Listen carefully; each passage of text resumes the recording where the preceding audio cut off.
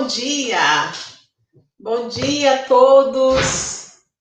Quero agradecer a presença de todos em nome da Secretaria de Educação, da nossa diretora do CEFOR, né, professora Estela, a gerência, a nossa gerente, né, de formação, que é a professora Araci, que está aqui presente.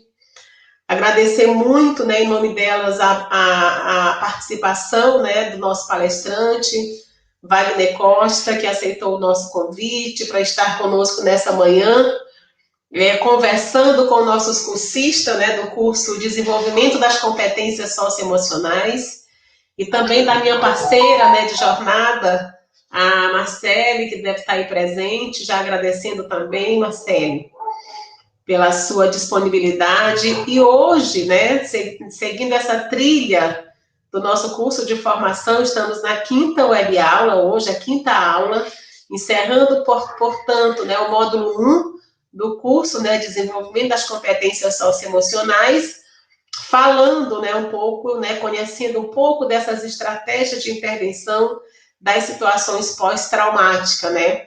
Na verdade, nós estamos ainda emergido, né, nesse trauma advindo aí da pandemia do novo coronavírus, né? E eu conversando com o nosso palestrante, né, a gente vive um momento muito semelhante a um pós-guerra, né? A um luto coletivo e global, a um sofrimento coletivo e global. E na iminência desse retorno do nosso cotidiano, né, escolar, nessa relação com famílias e alunos e professores, né, todos nesse contexto de sofrimento, nós estamos oferecendo essas condições e momento de reflexão e discussão acerca desses temas tão importantes, tão relevantes para o nosso cotidiano, né, em contato e nesse relacionamento com essas pessoas que dependem dos nossos serviços. E aí quero, né, já dizer para o Wagner, né, que está com você a palavra, e estamos muito contentes com a sua participação. Tá? Muito obrigada em nome do CEFOR. Ok, bom dia a todos. Sempre uma satisfação participar de eventos onde conversamos com professores. Eu comecei minhas atividades profissionais como professor e certamente no momento eu não estou em sala de aula, mas a gente está sempre trabalhando essa questão do ensino, até porque hoje nossa visão de terapia, a atividade terapêutica, ela sempre é o que nós chamamos de psicoeducação. Nós sempre estaremos compartilhando e ensinando com as pessoas, ou as pessoas, né? Essa interação sempre.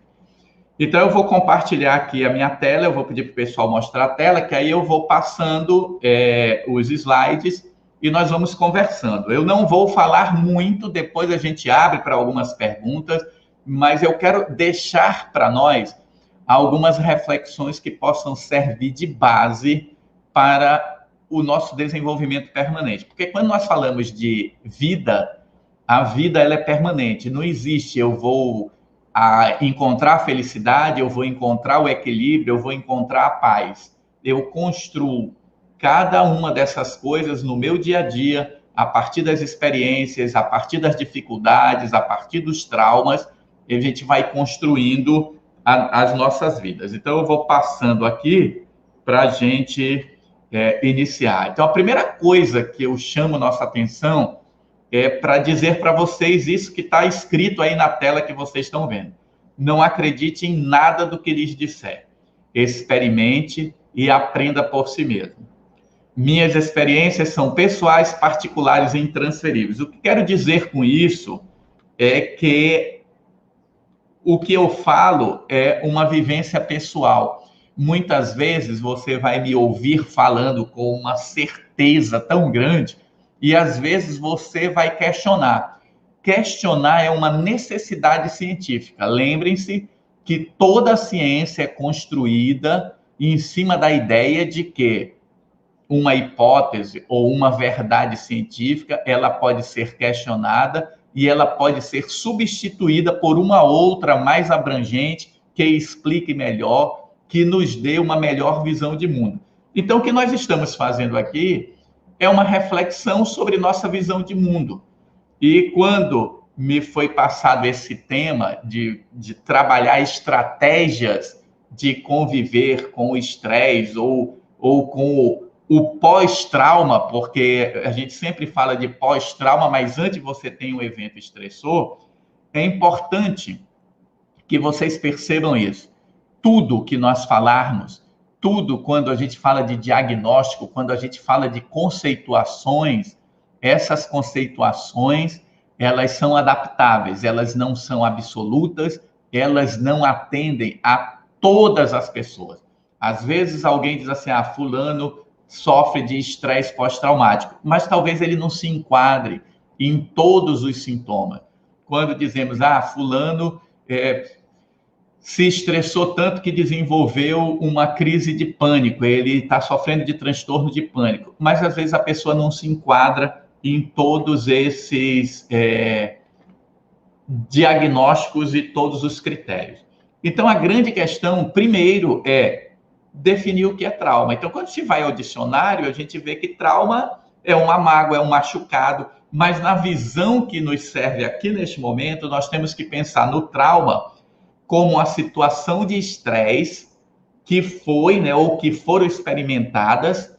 Aí observe o detalhe, experimentadas, testemunhadas ou confrontadas, nas quais houve ameaça à vida pessoal ou de alguém próximo a essa pessoa.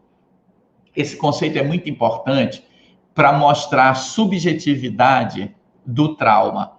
Observe que é uma situação de estresse. Quando a gente fala de situação de estresse, o estresse ele pode ser uma ameaça física ou uma ameaça percebida. Às vezes eu posso me sentir ameaçado por algo que não é real. Isso é importante. Por que eu digo que isso é importante? Nós, principalmente quem ensina, lida com a subjetividade do outro. E é preciso aceitar essa subjetividade do outro. Às vezes, o que para mim parece bobagem, para o outro tem uma dimensão incalculável. A pior coisa que eu escuto por aí é as pessoas dizerem, isso é psicológico. As pessoas usam o termo psicológico como se, isso não é nada, isso não existe. Qualquer coisa que mexe com o outro é real para ele. E aí é importante nós percebermos essa subjetividade. Então, quando se fala de trauma, são situações de estresse. O que é situação de estresse? Qualquer coisa que te ameace fisicamente ou que seja uma possível ameaça, ou que seja uma interpretação minha que eu estou sendo ameaçado, mesmo que ela não seja real. E aí aqui, situações de estresse que foram experimentadas, então eu posso experimentar, eu posso testemunhar, ou eu posso simplesmente ter sido confrontado naquela situação estressante. E aí, gente, isso nos leva a uma outra questão. Por quê? Onde é que eu vivo esses traumas? Eu vivo esses traumas em acidentes. Então, se eu sofro um acidente, eu posso guardar uma imagem traumática desse acidente. E aí eu coloquei aqui uma imagem do acidente para chamar a nossa atenção. Eu posso viver esse trauma no momento em que eu sofro um assalto, que eu sofro uma agressão de alguém. Eu posso passar na rua e sofrer uma agressão e aquele estresse gerar um trauma em mim. Ou eu posso sofrer situações de maltratos em relação a sequestros, assaltos. Às vezes você pode viver uma situação onde houve um assalto e você ficou preso ali com algumas pessoas. Situações de incêndios, onde a vida é ameaçada, onde as pessoas perdem os seus bens, aquilo que lhe dá um pouco de sustentação na vida. As situações de enchentes também geram esses estresses que produzem traumas. E aí nós estamos vivendo, nesse momento, muita chuva, muita gente desabrigado. esses traumas, eles às vezes não surgem no momento do evento, eles vão aparecer depois. Então eu coloquei aqui e outras coisas, porque realmente outras coisas nos geram trauma. O que estava sendo falado inicialmente, nós estamos vivendo nessa pandemia uma situação de estresse constante que está traumatizando muita gente. Nós perdemos inúmeros conhecidos, colegas, familiares, amigos. Então, aqui em Boa Vista, nós tivemos muitas mortes. Muitos professores que eu conhecia faleceram, professores de universidade, professores de escolas públicas. Muitos colegas de secretarias onde eu trabalhei, Secretaria de Planejamento, Secretaria da Fazenda, Secretaria de Saúde, vários lugares nós percebemos essa convivência com a morte muito próxima. E, como foi dito no início, é semelhante a uma situação de guerra, mas nós ainda não estamos vivendo o pós-Covid. Muitas pessoas que tiveram Covid já estão vivendo o trauma pós-Covid, com medo de pegar de novo, com medo de voltar para uma UTI, com medo de morrer, com medo de perder pai, mãe, filho. Tudo isso pode gerar trauma em nós. Estou colocando dessa forma para ficar claro em relação à questão de conceituação de que é preciso observar o outro. E aí vem a pergunta: como saber que alguma coisa está errada? Como é que eu vou saber que alguém está traumatizado? Eu não preciso ser um profissional para ter o mínimo de ideia de que aquela pessoa não está bem. Quando eu falo para você, eu diria assim: como é que você sabe que tem alguma coisa errada? Observe o seu funcionamento. Se os seus amigos dizem para você, você está estranho, não adianta você dizer que não é nada, não. Se alguém está dizendo que está estranho, é porque está estranho. Eu não vejo coisa mais estranha do que falar para uma câmera, ficar olhando aqui. Aí eu olho aqui, eu estou aqui do lado, né, com o telefone acompanhando o chat do YouTube, o que vocês estão colocando aqui. Mas observe, essas estranhezas, elas às vezes geram estresse na gente, pequenininho, mas se isso é prolongado, isso nos tira da nossa rotina e pode nos tirar do nosso equilíbrio. Então, para a sua vida, observe o seu funcionamento.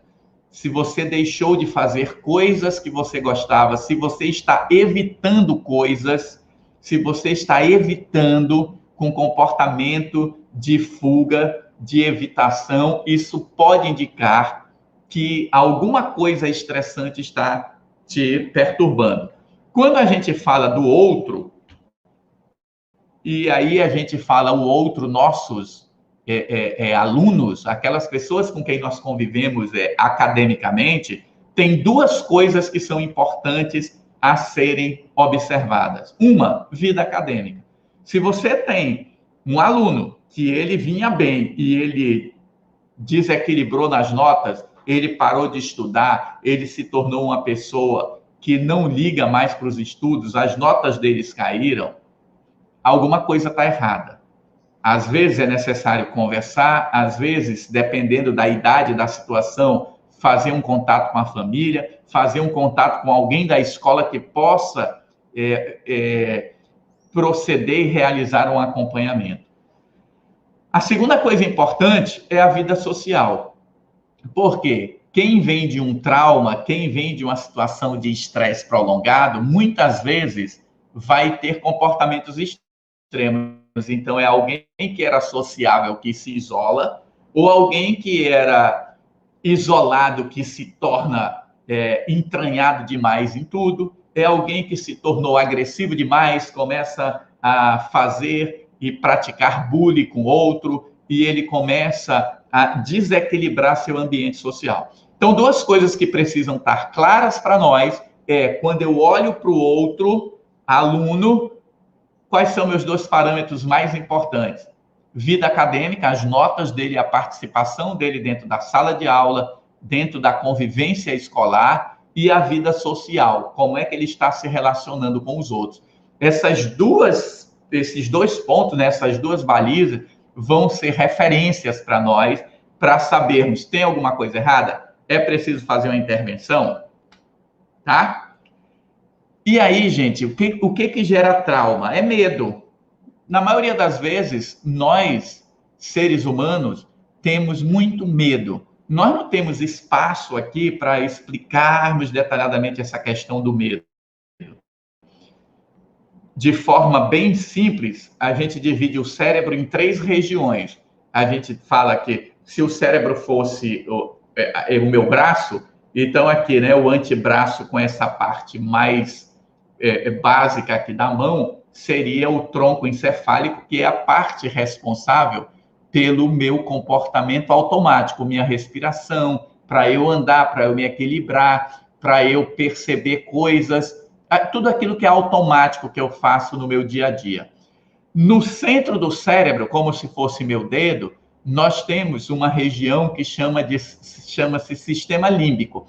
Esse sistema límbico, ele tem uma estrutura muito importante que chama amígdala. A amígdala são 2 pequenas amêndoas, em formato de amêndoas, que elas são responsáveis pelas nossas emoções. É nesse ponto em que nós trabalhamos o medo.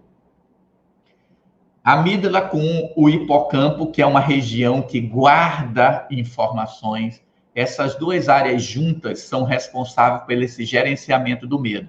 Toda vez que eu vivo uma situação de perigo, de estresse, a amígdala dispara aquela coisa de eu luto, ou eu fujo, ou eu paraliso, o que eu vou fazer? E o hipocampo guarda aquela referência de acontecimento para novas situações futuras. E o cérebro se fechando, nós teríamos essa parte que é mais externa, que é o córtex, que é a parte responsável pelo raciocínio, pela inteligência, pela conversação, pela solução de problemas. Como gerenciar o medo? Toda vez que eu falar em vencer estresse, eu tenho que falar de medo. Por quê? Porque o estresse faz parte da vida. A ansiedade, ela faz parte da vida. Mas o que é a ansiedade? A ansiedade é o medo de alguma coisa que eu não consigo definir. Eu tenho medo de cachorro. Eu tenho medo de cobra. Eu tenho medo de altura. Eu tenho medo de falar em público.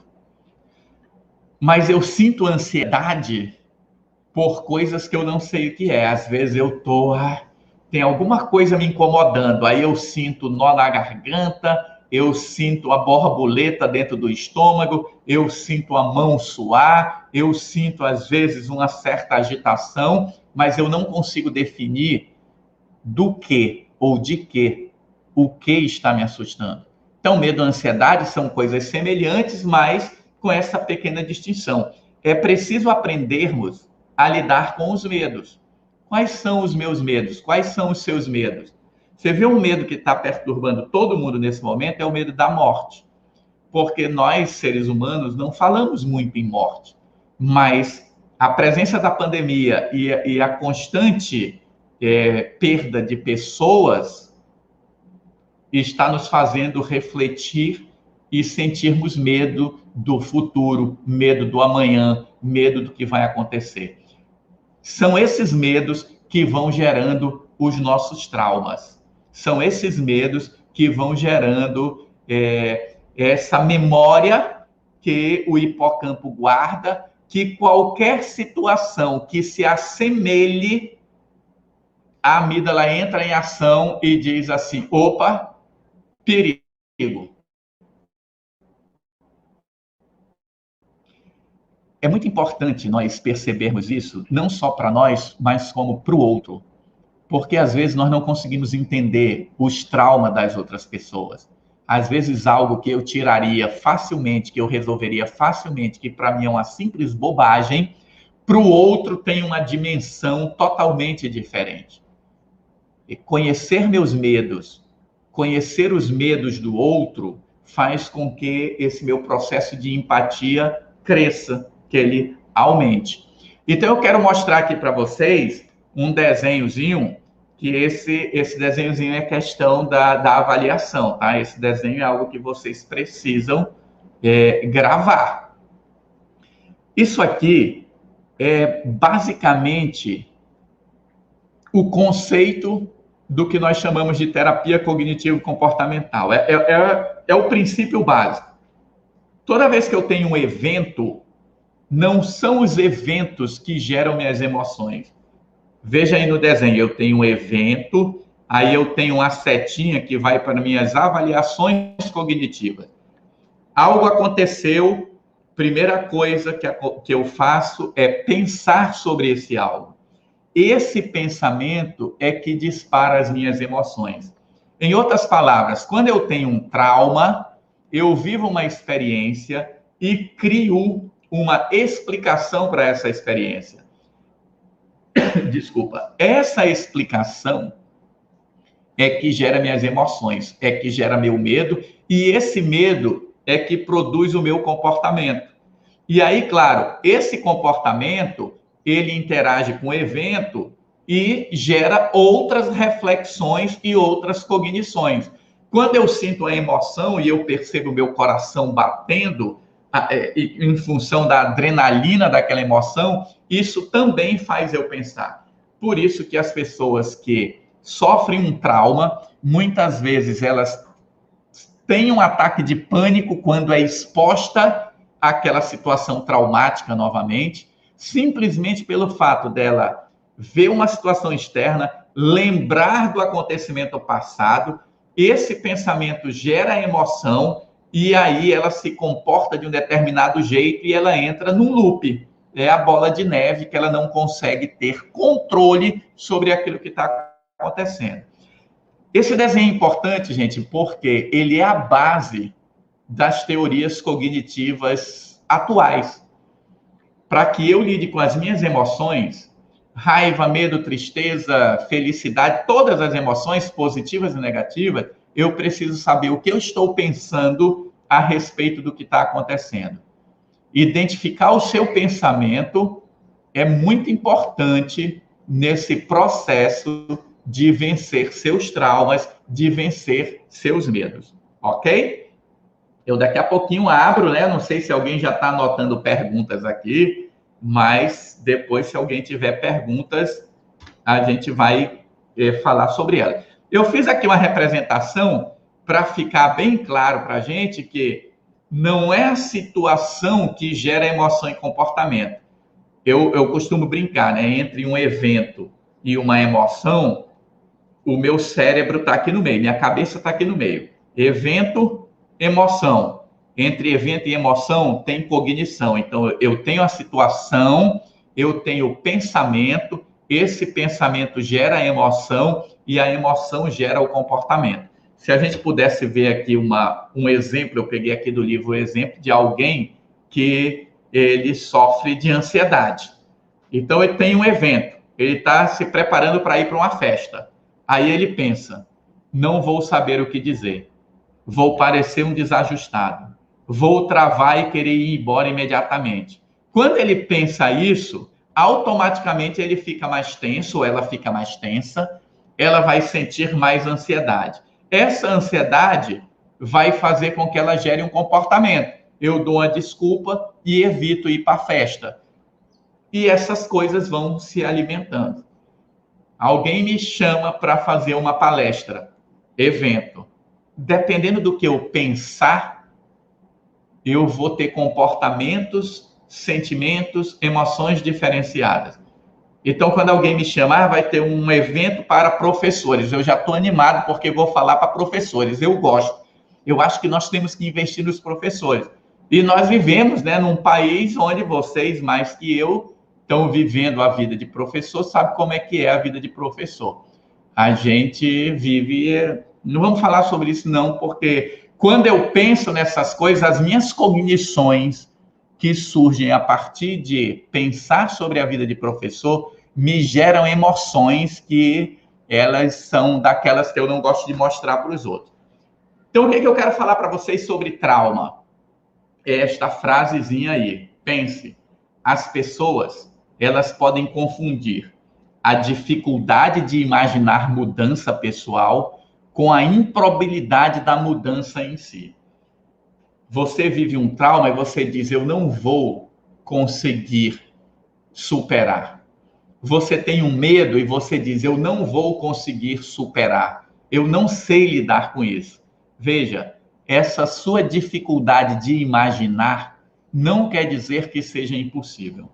Qualquer trauma que eu tenha, eu posso trabalhar, eu posso diminuir minha sensibilidade a esse trauma. Claro que dependendo da intensidade desse trauma, eu posso ficar mais ou menos abalado. Eu vou precisar de mais ou menos esforço para superar aquele estresse. E aí nós temos definições, um termo que é muito conhecido é transtorno de estresse pós-traumático. A pessoa vive uma situação estressante e depois daquela situação ela passa a ter episódios de flashback, ela passa a ter sonhos com aquele assunto e ela tem pesadelos, ela passa a evitar aquelas situações, ela passa a se isolar, ela passa a viver em função daquele acontecimento. O estresse pós-traumático, ele é considerado um transtorno que ele é diagnosticado por psicólogos, psiquiatras, tem medicações para se trabalhar tais situações. E aí eu quero abrir aqui um parênteses para dizer o seguinte, gente, medicação é algo que existe e que tem seu lugar nas nossas vidas. Você não pode pensar assim, eu não estou dormindo porque eu estou traumatizado, eu preciso tomar Rivotril, que é o que a maioria das pessoas pensa. Não é assim para pensar. Se eu não estou dormindo, a primeira coisa que eu tenho que fazer é identificar o que é que está perturbando o meu pensamento. O que é que está acontecendo, que está me gerando esse tipo de pensamento. A partir daí, é que eu vou escolher que tipo de tratamento, que tipo de procedimento eu vou fazer para evitar ou para superar a situação. Entendem isso? Isso é muito importante, porque às vezes a gente acha que não tem solução ou quer uma solução rápida e imediata. Não existe solução rápida e imediata. Lembra? Trauma, ele deixa uma cicatriz em você. Você vai ter que aprender a conviver com aquela cicatriz. Talvez você lembre daquela situação, sinta tristeza, sinta raiva, tenha alguns sentimentos, algumas emoções ali, mas eu aprendo a conviver com aquilo. E conforme o tempo vai passando, lembra que eu falei da amígdala cerebral? A amígdala cerebral e o hipocampo, eles guardam, a amígdala guarda essas memórias junto com o hipocampo, isso vai desensibilizando com o passar do tempo. E a partir do momento que eu vou conversando, que eu vou trabalhando, que eu vou aprendendo novas técnicas de como lidar com aquilo, eu vou me soltando. Todo trauma pode ser trabalhado. E nesse momento, nós perdemos parentes. Eu já atendi pessoas no meu consultório que perdeu mãe, pai, irmão e ficou só. Eu já vi pessoas que foram internadas aí quando voltaram da internação lá, saiu do entubamento, saiu da UTI, descobriu que sua família toda morreu por causa do Covid, ou da Covid, né, por causa do SARS-CoV-2. Então, essa é uma situação traumática. É aquilo que ocorre abruptamente. E todos nós somos frágeis emocionalmente. Então, por isso que nós precisamos de apoio uns aos outros. Nos apoiarmos. E aí vem, para a gente começar a concluir nossas ideias, vem a importância das crenças. Tudo que eu faço, por trás do meu fazer, existe uma crença. Eu estou falando aqui para vocês porque eu acredito que eu tenho conteúdo e que eu tenho uma habilidade para falar sobre isso. Observa, eu posso ter o conteúdo, ter habilidade, mas achar, ter uma outra crença que eu não sou bom para falar olhando para uma câmera. Eu, nesse tempo de pandemia, eu fiz 3 palestras recentes. Eu falei na Assembleia Legislativa para um grupo de 10 pessoas, num auditório todo espalhado. Eu fiz uma palestra na base aérea para os militares, todo mundo de máscara, todo mundo um longe do outro, pouquinha gente. E fiz uma outra palestra na Universidade Federal de Roraima, lá num evento que os servidores estavam cumprindo aquele processo temporário lá de, não lembro agora o nome. É muito diferente falar olhando aqui para o olhinho da câmera e falar olhando para as pessoas. A minha energia, a minha alegria, a minha interação é muito diferente, mas eu tenho que me adaptar. Então, o que acontece? Eu tenho uma crença, eu sei falar, eu tenho conteúdo, mas se eu não tiver essa outra crença de que eu posso falar olhando para uma câmera, eu não vou fazer. Por isso eu coloquei esse desenho. Observe que são 3 esferas, uma dentro da outra. Qual é a mais central? É o que nós chamamos de crenças centrais. Na maioria das vezes, nós não sabemos quais são nossas crenças centrais. Essas crenças centrais são aquelas crenças básicas que nos fazem ter comportamentos que nós sequer sabemos por que nos comportamos daquele jeito. Eu vou dar um exemplo que é muito comum. As pessoas dizem que acreditam na existência de Deus. A maioria das pessoas dizem, mas na verdade a maioria das pessoas não acreditam. Porque se você realmente acreditasse em Deus, do mesmo jeito que você acredita que não pode atravessar uma parede correndo, eu nunca vi as pessoas, mesmo depois do Harry Potter, daquela cena famosa da plataforma 9 3/4, onde os meninos entram na parede e vão correndo, passando na parede, você não vê criança quebrando a cabeça tentando atravessar a parede. As pessoas têm certeza, é crença central, está claro para ela, isso é impossível. Se é impossível, eu nem tento. Se eu acreditasse em Deus, eu trataria as pessoas melhor. E às vezes eu trato as pessoas melhor, não é porque eu ache que ela é minha irmã e que nós somos parentes em Deus ou na nossa religião. Eu trato as pessoas melhor porque, se eu for grosso, elas me processam, porque eu não quero que os outros pensem que eu sou deselegante. Entende? Então, a crença central é aquilo que determina o teu comportamento. Se você quer saber qual é a sua crença central, primeiro, observe seu comportamento e se pergunte: por que eu me permito fazer isso? Por que nós sabemos que álcool faz mal à saúde e as pessoas bebem? Por que nós sabemos que fumar faz mal à saúde? É necessário usar máscara e as pessoas não usam máscara. Observe, a informação não é crença. A informação não é crença. Então, eu tenho que ver crenças centrais, crenças intermediárias e pensamentos automáticos. Pensamento automático são os pensamentos que passam pelas nossas cabeças. Esses são fáceis de identificar. Quando alguém está traumatizado, ele repete para si mesmo alguns pensamentos. Esses pensamentos, eles estão presentes na nossa mente como uma fala, como uma preocupação. Quando alguém diz alguma coisa, a primeira coisa que me vem à mente são esses pensamentos automáticos.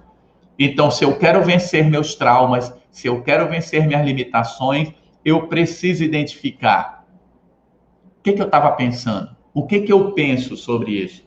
Vocês veem, nós estamos no evento aqui, onde nós temos ao vivo agora, parece aqui, né? Nós temos o quê? Quantas pessoas ao vivo?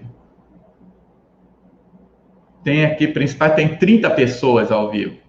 Veja, por que as pessoas não valorizam tanto esse tipo de evento? Porque elas não acreditam que algo pode mudar. Nós, professores, estamos meio que traumatizados com o processo de educação. Muitos de nós já estamos vivendo um momento que nós não acreditamos mais na educação. A gente continua trabalhando porque tem o salário, porque tem a necessidade. Mas é preciso vencer esse trauma. Eu não vou mudar todas as pessoas. Mas se hoje aqui uma pessoa que está participando refletir, buscar ajuda e vencer seus traumas, já é uma contribuição. E é assim que nós vamos mudando esse mundo que nós vivemos.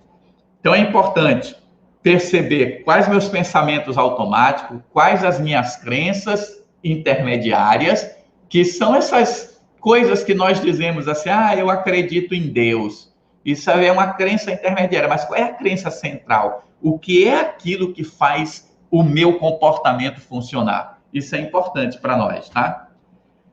E aí vem a pergunta, né? Como superar traumas e ter qualidade de vida? O principal caminho é isso que eu estava falando. Eu posso superar meus traumas a partir do momento que eu enfrento esse trauma, que eu reconheço que eu tenho uma dificuldade.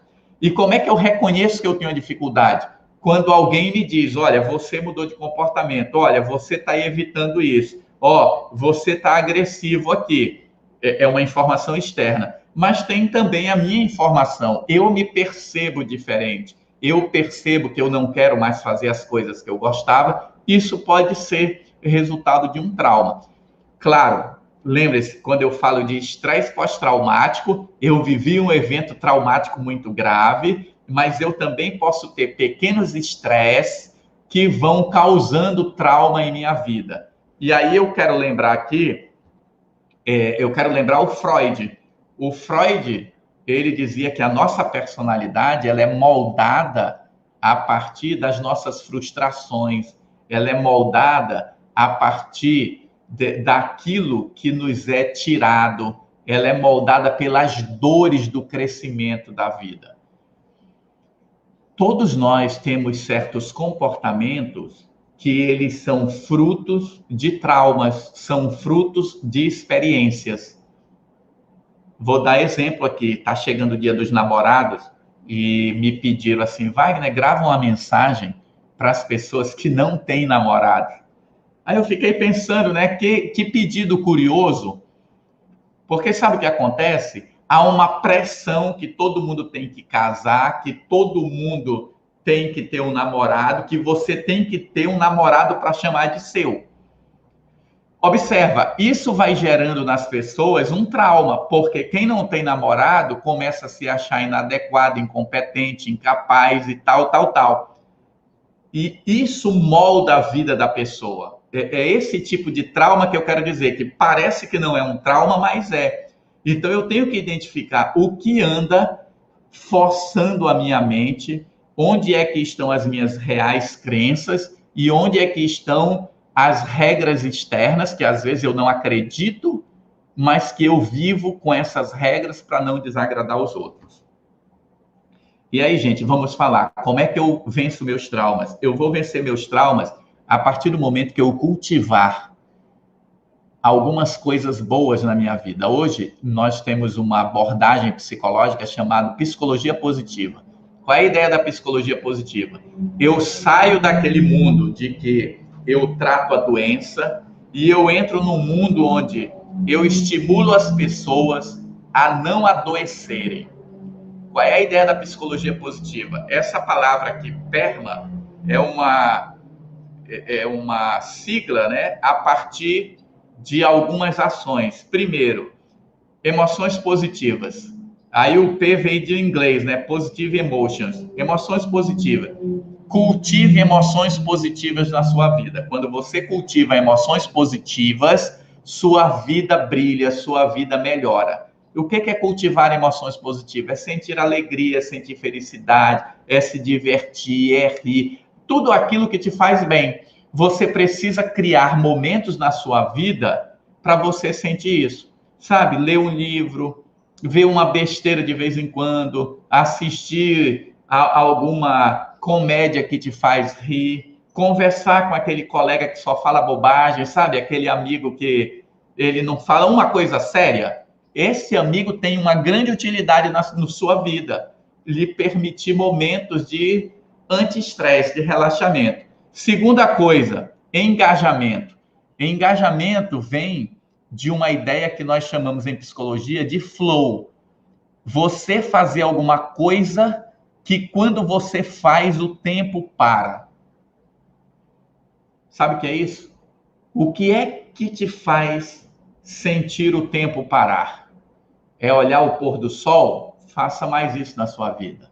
É ler um bom livro? Faça mais isso na sua vida.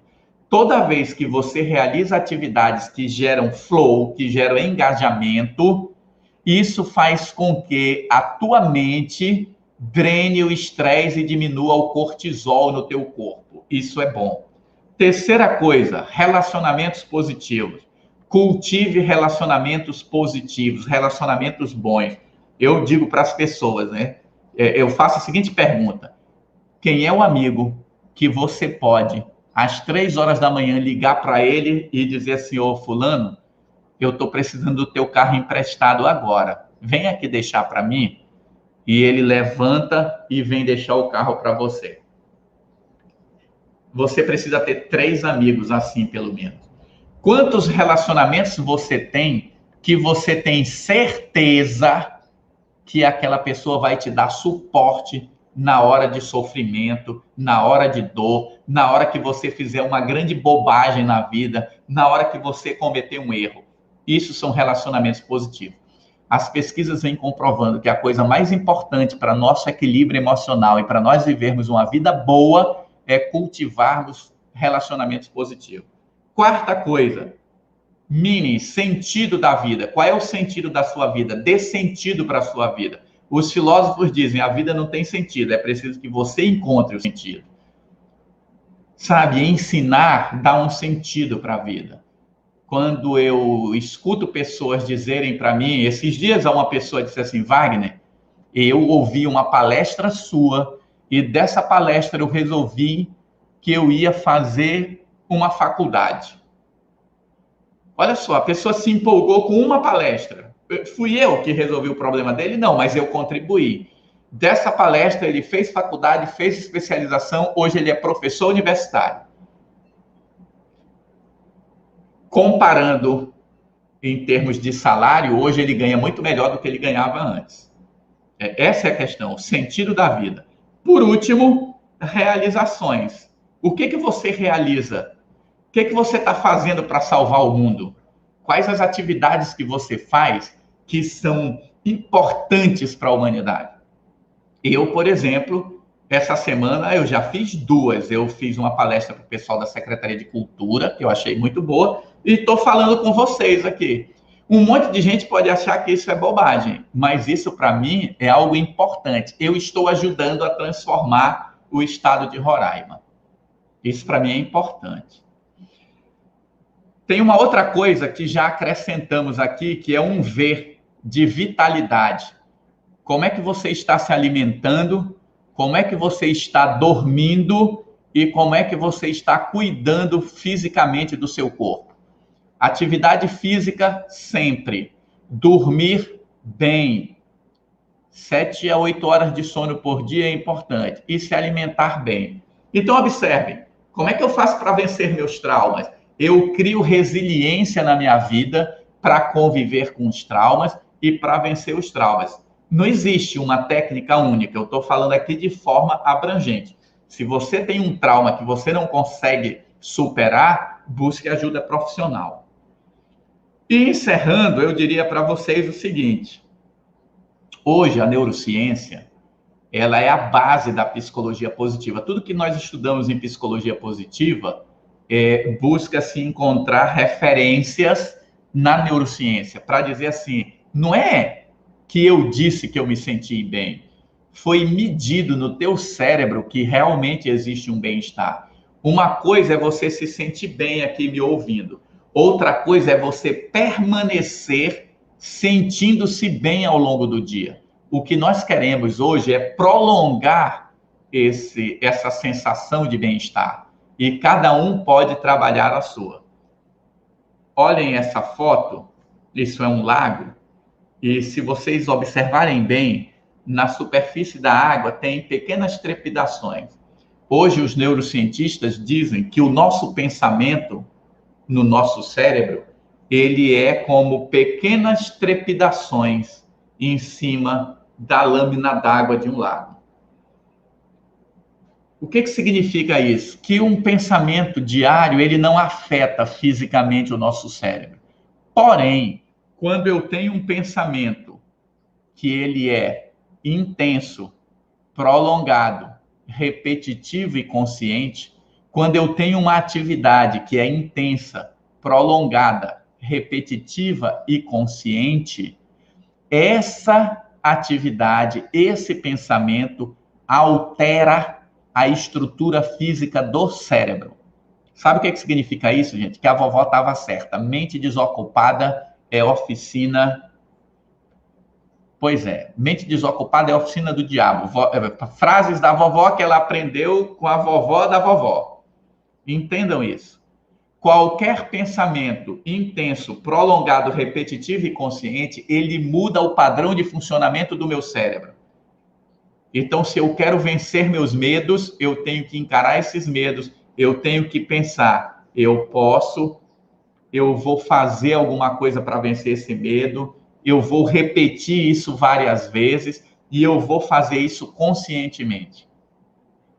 Eu considero que essa é a grande descoberta da neurociência dos dias atuais, que é a comprovação da frase antiga, pensar é causar. É a comprovação da frase antiga, mente sã, corpo são. O meu pensamento muda a estrutura física do meu cérebro, quando ele é intenso, prolongado, repetitivo e consciente. Isso aqui é muito importante para as nossas vidas. Como eu sempre termino, eu digo para vocês, pensem nisso, pense agora, porque é importante nós trabalharmos esse tipo de reflexão. Trauma, todos nós vamos viver. Frustrações faz parte da vida. Desenvolver resiliência e aprender a lidar com essas frustrações, todos nós também podemos aprender. Pensem nisso, pense agora. Eu vou deixar meus contatos, porque às vezes as pessoas têm perguntas que elas não têm coragem de fazer aqui em público. Podem me mandar um direct aí, eu tenho no Instagram, tem várias coisas, e aí você pode mandar uma mensagem que a gente responde. Ok, muito obrigada, Wagner, pela sua brilhante palestra. E aí a gente já abre aí o espaço para quem quiser fazer alguma pergunta diretamente aí para o nosso palestrante. Nós temos aqui no chat, não tem muitas perguntas, mas eles foram colocando, né, que gostaram da palestra. Tem uma pergunta aqui, deixa eu só... a da Ana Maria Soares Gomes, Wagner, ela pergunta o seguinte: como trabalhar esse lado na escola se lidamos com várias cabeças pensantes? Essa é a situação de que nós temos que lidar com cada pessoa com a realidade dela. Veja, você na escola, você não vai ser terapeuta das pessoas, você não vai resolver os problemas dela. É importante que você identifique, perceba a mudança no comportamento e abra um espaço para que esse aluno sinta-se seguro em conversar com você. Olha, eu vou dizer para vocês uma coisa que eu percebo muito aqui em Roraima, são os problemas relacionados. Tem 2 problemas que eu vejo muito. Sexualidade tem sido um problema pouco discutido. E sexualidade no sentido de qual é minha identidade e no sentido de quando fazer sexo. Lembre-se que nós vivemos num estado onde tem muita gravidez na adolescência. Muitos adolescentes eles estão traumatizados com a reação dos pais. Os pais tratam eles com tanta agressão que eles não sabem com quem conversar. Então, como é que eu vou lidar com isso? Eu vou buscar conversar de forma tranquila, sem julgamento. Isso não é fácil, porque eu tenho que vencer meus próprios preconceitos. E aí, a partir do momento que eu converso com o outro e que eu abro espaço, ele traz... Veja, você não tem que encontrar solução. você tem que fazer com que essa pessoa se sinta acolhida e apoiada. Se você achar que ela precisa de um acompanhamento profissional, encaminhe para orientação, encaminhe para um CAPS, sabe? Apesar de todas as dificuldades, nós temos aí vários CAPS, nós temos locais onde essas pessoas vão encontrar apoio. Mas, assim, não queira resolver o problema de todos. Alguns você vai ter mais afinidade, você vai conseguir conversar, você vai conseguir direcionar. Mas algumas pessoas você não vai conseguir toda essa abrangência. Então, eu diria, como lidar com mentes tão diferentes? Sendo multifacetado. Afinal, dizem que professor tem que ter, né, 4 pernas, 5 olhos, 3 orelhas, ele tem que dar conta de muitas coisas.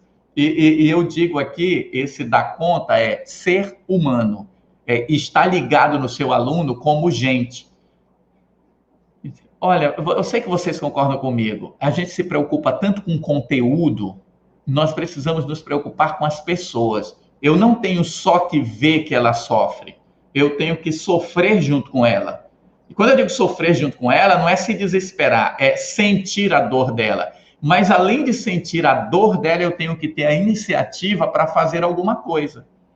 Porque eu sei que professor sofre, eu sofro junto com os professores, mas estou aqui. Eu tirei um tempo na minha agenda para gravar isso aqui, que vai ficar gravado daqui a 6 meses. Alguém pode vir aqui e ter alguma reflexão positiva. É isso que nós precisamos, que é a sua preocupação, você que está perguntando aí. Como é que eu faço? Veja, você já está no bom caminho porque você está se questionando. Significa que você está percebendo as coisas. Acolha. Quando você não tiver nada para fazer, escute.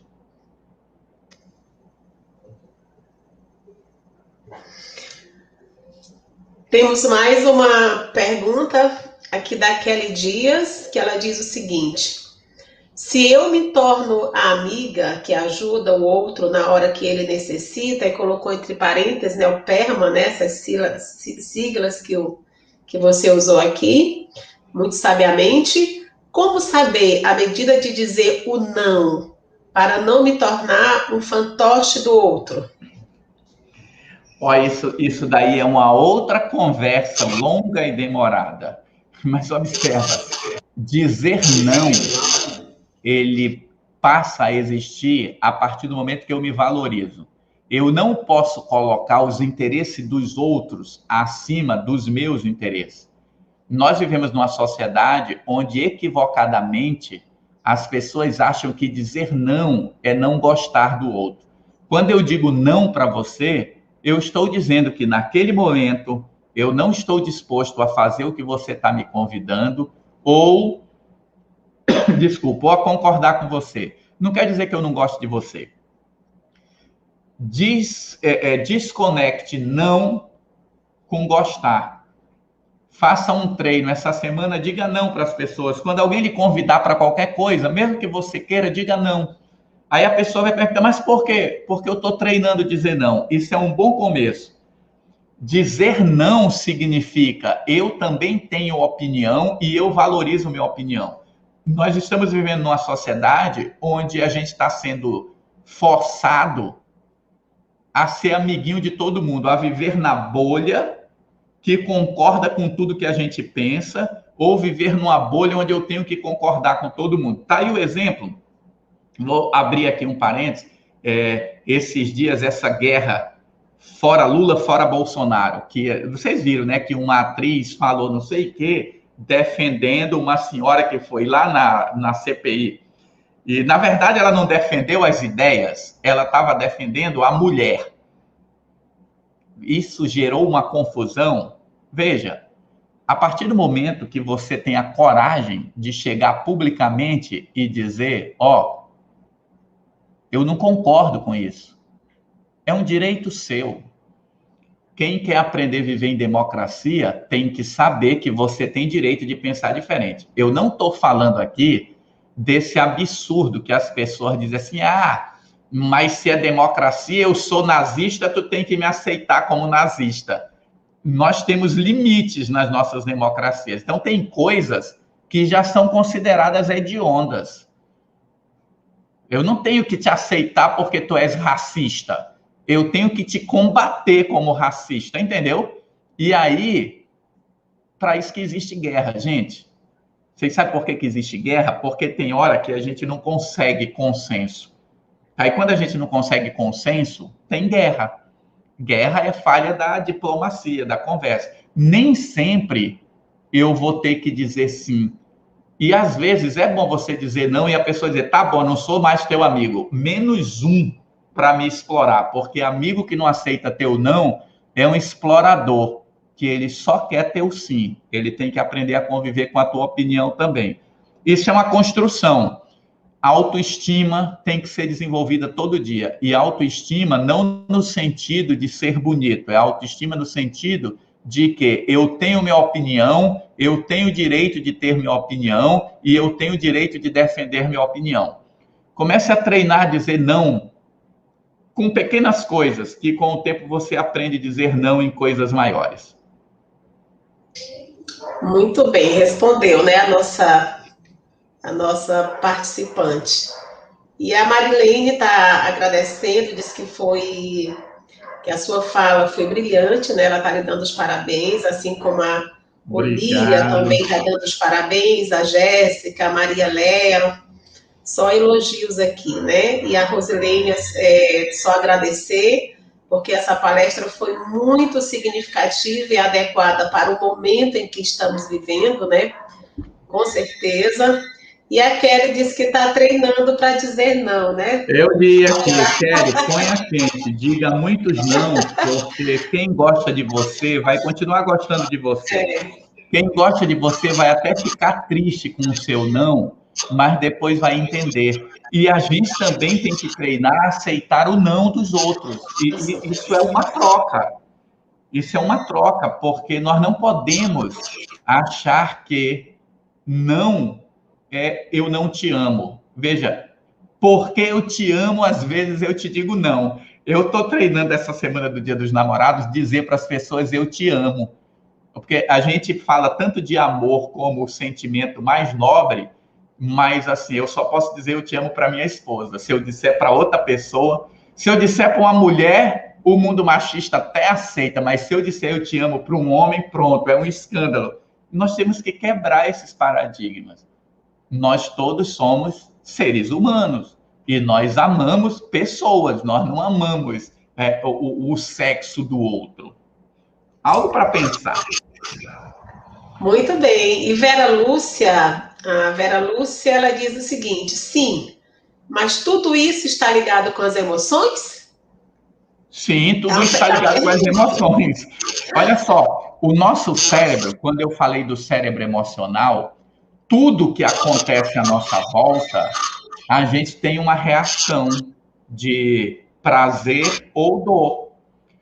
Quando eu aprendo a lidar com as minhas emoções, eu me magoo com você, eu fico chateado naquele momento, mas depois eu reflito e vejo que aquela chateação é a minha incapacidade de aceitar a sua recusa, a sua rejeição.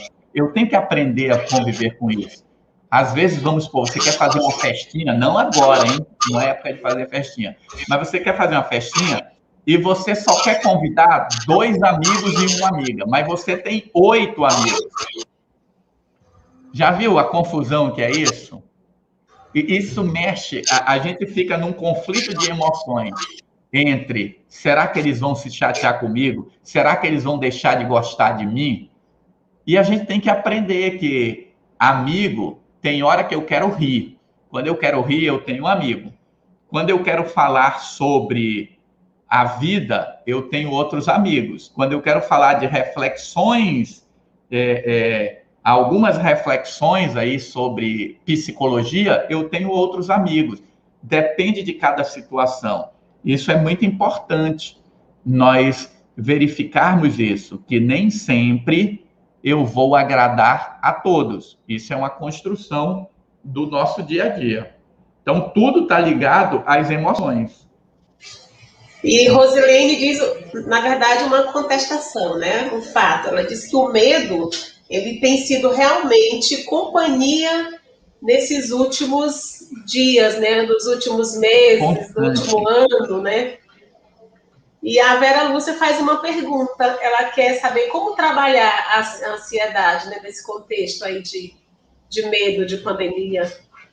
Vê, essa questão da ansiedade, do medo, a gente precisa trabalhar, são várias frentes. Uma, você tem que diminuir a excitação, ou seja, você tem que parar de ver tanta notícia de morte, você tem que parar de ser manipulado pelas mídias, porque você vê que os nossos canais de televisão, eles dizem de manhã que morreram 400 e tantas mil pessoas, e de meio-dia, diz à tarde, diz à noite, diz 11 horas da noite.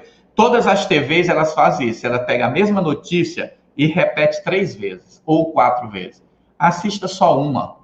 Você não precisa ficar assistindo várias. Então, a primeira coisa, diminua a quantidade de informação. Outra coisa que você pode fazer para diminuir sua ansiedade é melhorar a qualidade do seu sono. Sabe qual é a melhor dica para melhorar a qualidade do seu sono? Estabeleça hora para dormir. A maioria das pessoas tem um despertador estabelecendo a hora de acordar. Mas é importante você ter um despertador estabelecendo a hora para dormir. Quando você estabelece a hora para dormir, você melhora a qualidade do teu descanso, porque você pode pensar, eu vou dormir 8 horas, 7 horas, 8 horas. Se você não estabelece isso, hoje a televisão, o celular vai te empurrando para dormir mais tarde. Atividade física ajuda você a relaxar mais. Quando você faz atividade física, o cansaço do corpo, ele te relaxa. Além do que, produção de serotonina e outros neurotransmissores que são saudáveis para o equilíbrio químico do cérebro. Então, várias coisas podem ser feitas. Eu citei algumas. Converse com pessoas positivas, cultive amizades, use as redes sociais de forma equilibrada. Eu vou fazer um comentário aqui, né? Siga o Wagner Costa no Instagram e ouça meus podcasts, tem muita coisa legal lá. É uma forma de combater sua ansiedade. Acabei de colocar aí no chat meu Instagram. Só ainda comentando sobre isso, ó, eu estou fazendo toda semana, eu estou produzindo um podcast e ele está indo para o Spotify, com esse nome aí, Wagner Costa PC. Ele está sendo veiculado na Rádio Assembleia, vai ser veiculado na Rádio Universitária, exatamente porque, lembra, intenso, prolongado, repetitivo e consciente, se você todo dia começar o dia ouvindo uma reflexão que te faça pensar no positivo, isso muda o padrão de funcionamento do teu cérebro. Agora, você tem que acreditar nisso. A gente não acredita nisso, mas todo dia escuta a televisão dizendo, compre batom. Compre batom era a propaganda da minha época, que eu era criança, né? Não esqueça da minha calói. As propagandas que tinham, que hoje elas estão modernizadas. Você assiste a mesma coisa centenas de vezes a tal ponto que você decora aquilo que você não quer decorar, mas não consegue decorar a tabela periódica dos elementos químicos ou o que aconteceu na história. Mas a música do momento, entendeu? Alô, porteiro, tô ligando para te avisar. Eu nunca ouvi esse negócio de dizer assim, eu sentei para ouvir, mas eu sei decorado a letra. Como é que eu sei? Processo de repetição. Intenso, prolongado, repetitivo e consciente. É assim que a gente muda nosso cérebro. E a professora Araci, ela diz que é muito importante, né? Muito importante localizar qual é a crença central, né? Você quer falar um pouquinho sobre a crença central? A importância de localizar nossas crenças é pela modificação que eu posso fazer no meu comportamento. A melhor forma de modificar comportamento é identificar as crenças. As pessoas dizem assim, eu quero fazer atividade física, mas eu não consigo. Aí ela compra um tênis, uma roupa, se endivida, paga o mês da academia, vai lá 2 vezes e nunca mais volta. Observa, sabe por quê? Porque lá no íntimo, ela não acredita que a atividade física é bom para a vida dela. Ela pensa na atividade física como dor, como sofrimento. Ela não consegue ver a atividade física como uma construção de uma vida saudável. A partir do momento que eu trabalho a minha crença, o meu comportamento muda com mais facilidade. É por isso que é importante reconhecer a crença. Como é que eu reconheço a crença? A princípio, eu vou me perguntando, em que eu acredito para fazer isso? Sabe, começa a brincar com você mesmo, dizendo assim, em que eu deveria acreditar? Em que eu deveria acreditar para desenvolver a coragem de acordar às 5 horas da manhã para estudar e fazer uma especialização? Essa é a pergunta. Em que eu deveria acreditar para todo dia eu dedicar 5 minutos do meu dia para praticar meditação, por exemplo, que é algo importante? Em que eu deveria acreditar para parar de tomar refrigerante? Em que eu deveria acreditar para começar a abraçar mais as pessoas que eu amo? É assim que a gente vai descobrindo. Qual é a crença? Ou o contrário, né? Eu como muita gordura, não sou eu não como gordura excessivamente. Em que eu acredito, hein, que me faz comer gordura? Às vezes tem gente que acha que é imortal. Não é. Muito bom, viu, Wagner? Já agradecendo a sua participação no nosso curso. Eu fiz aqui alguns pontos da sua fala que eu fui colocando, mas antes disso eu quero agradecer a participação dos nossos cursistas, as pessoas que estão presentes no nosso curso, no encerramento deste primeiro módulo, onde nós começamos com essa caminhada, nessa trilha de necessidades, dessa compreensão, né, de nós mesmos, mas para compreender melhor também o outro. E nesse sentido, a nossa trilha, Wagner, ela começou com um acolhimento, né? Esse acolhimento, com essa escuta empática, né, para saber escutar, mapear, identificar, né? E o nosso curso, ele traz esse nome, né? Desenvolvimento das competências socioemocionais, identificar, significar e agir, né? Porque, como você colocou desde o começo, esse processo de construção, ele tem muito a ver com a nossa situação de individualidade, né? E muitos teóricos falam isso também, nós somos seres em construção. E se nós somos seres em construção e somos resultado dessa construção, das nossas experiências de vida, da nossa trajetória de vida, né? Nós temos também possibilidade de desenvolver habilidades e competências, né? Por isso essa trajetória dessa trilha, desse curso tão importante que é esse caminhar pelo nosso mundo interior, esse caminhar pelo nosso modo de ser, pelas nossas intransigências, né? Para a gente trabalhar a nossa empatia. E essa trilha trouxe nesse tema, além da escuta, do mapear, para intervir, e o Wagner colocou com muita sabedoria a importância, né, dessa escuta, também, né, a prática do autocuidado, que vocês viram na aula anterior, que não foi gravada, né, mas tivemos vídeo aula, né, a professora deixou vários áudios para vocês, a psicóloga, na verdade, né, e com vasto material. E depois a gente teve, antes disso, a resiliência emocional, né, com o psicólogo Ricardo, que foi bastante proveitoso. E essa trilha desse primeiro módulo, a gente encerra hoje com o psicólogo Wagner, né, já agradecendo muito, trazendo alguma estratégia de como intervir, né, nas nossas situações de traumas, né? E os traumas, como ele colocou, a questão da nossa subjetividade, da nossa individualidade. Então, cada pessoa vai reagir diferente, porque elas têm, né, as experiências também diferentes. E isso vai depender aí eu volto lá na construção novamente, né? Vai depender dessa trilha da tua vida, né? Desse repertório da sua vida, né, de como você se estruturou emocionalmente para passar por essas vivências e conseguir se sobressair de tudo disso, né, com a resiliência que ele tinha colocado aí, né? O nosso kit de resiliência. E Wagner foi colocando durante a sua fala algumas estratégias para você trazer para essa tua bolsa, né, desse teu kit de resiliência, para melhorar as situações de medo, né, de ansiedade.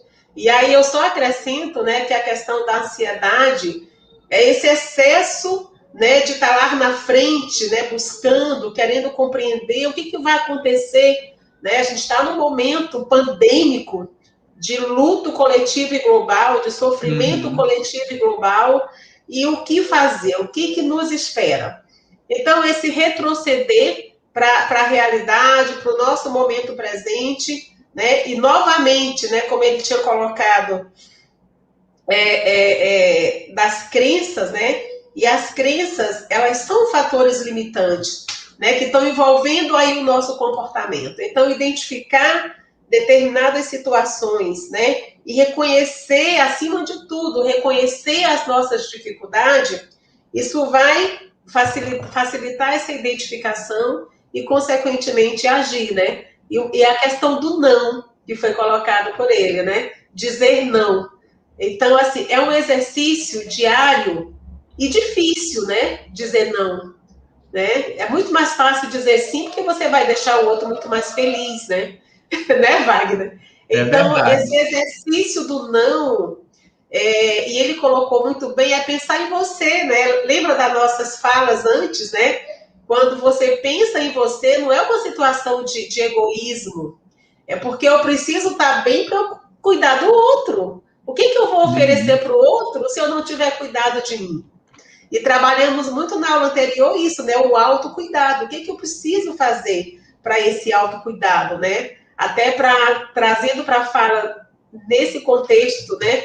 Dessa manhã, que o Wagner tinha colocado, né? A questão do cultivar relacionamentos positivos, né? Então, o PERMA, eu até anotei, viu, Wagner? O PERMA, né? Esse pensamento positivo, ele atrai, né? Então, assim, ele colocou aí a questão da neurociência, que tem trazido contribuições fantásticas para a educação, contribuição fantástica para a área da psicologia, para essa compreensão do ser humano, de como que o cérebro, ele é fundamental para a nossa estrutura de um modo geral, né?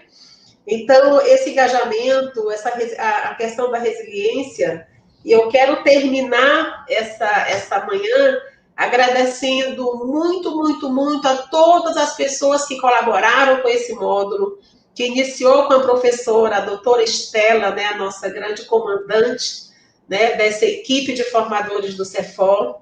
Depois veio a professora Rutimara, né, que é mestre, também colaborou muito, falando aí, né, dessa questão do escutar, do mapear, do intervir. O Ricardo, né, com a nossa resiliência, o kit da resiliência, e esse momento, mais do que nunca, precisa que tenhamos, né, que desenvolvamos essas competências e habilidades necessárias para a gente se sair desse momento de luto, de sofrimento, de dor, e lá na frente a gente está conseguindo reerguer, né, essa nossa tenda. E a Valqueline, que trabalhou do autocuidado, já agradecendo muito essa colaboração. E hoje, encerrando essa trilha, nosso companheiro, né, Wagner Costa, o psicólogo que está aí nas redes sociais, né, ele está fazendo um trabalho fantástico. Eu já andei cutucando por lá, viu, Wagner? E tem que ele realmente é maravilhoso, né? Vocês vão gostar muito disso, tá? E é isso, gente. Muito grata, agradecer às pessoas que estão... Eu sempre coloco, quando a gente está falando desse trabalho, da rede de apoio, né? Essa rede que é tão importante. E nós, para trazermos essas aulas para vocês, essas palestras, essa continuidade lá no ambiente virtual, que a gente vai continuar a semana toda, a gente tem uma rede de apoio, né? E essa rede de apoio está aí atrás das câmaras, né? Que é a Juanita, a Lara e algumas outras pessoas que colaboram muito para esse nosso trabalho. Então, já quero agradecer demais a essa rede de apoio que a gente tem aí, né, no Cefor, e essa rede que se estende ao Wagner, que é um colaborador fantástico, e outros colaboradores que vieram para essa nossa trilha, né, de formação. E em nome da Secretaria de Educação, viu, Wagner, da nossa secretária, os nossos secretários, né, e do CEFO, a professora Estela, que ela queria muito estar aqui, porque ela adora você, ela gosta demais de você, ela queria vir pessoalmente lhe receber e acolher, né? E a obrigação, eu sei. Diga para ela que eu entendo os atropelos, né? As coisas que a gente não consegue controlar. Olha, uma das coisas mais importantes para lidar com ansiedade é não querer ter controle sobre a vida. A gente não consegue controlar as coisas. Exatamente. E aí faz parte, né? E ela não pode estar presente. Então, já em nome dela, eu quero muito agradecer a você. A gente está muito feliz com essa parceria. E muito obrigada mesmo, tá? E muito obrigada a todos vocês que estão aqui, a nossa gerente de formação, né, que é o núcleo do CEFO que trabalha com a formação de professores, de gestores, né? É a professora Araci que está aqui presente, quero, né, estender a ela também o agradecimento por essa jornada e pela sua participação. E muito obrigada, Wagner. Se eu esqueci alguém, me perdoe aí, tá, gente? A nossa rede é grande. Tchau, gente. Tá? Beijo, muito obrigada. Tchau, tchau.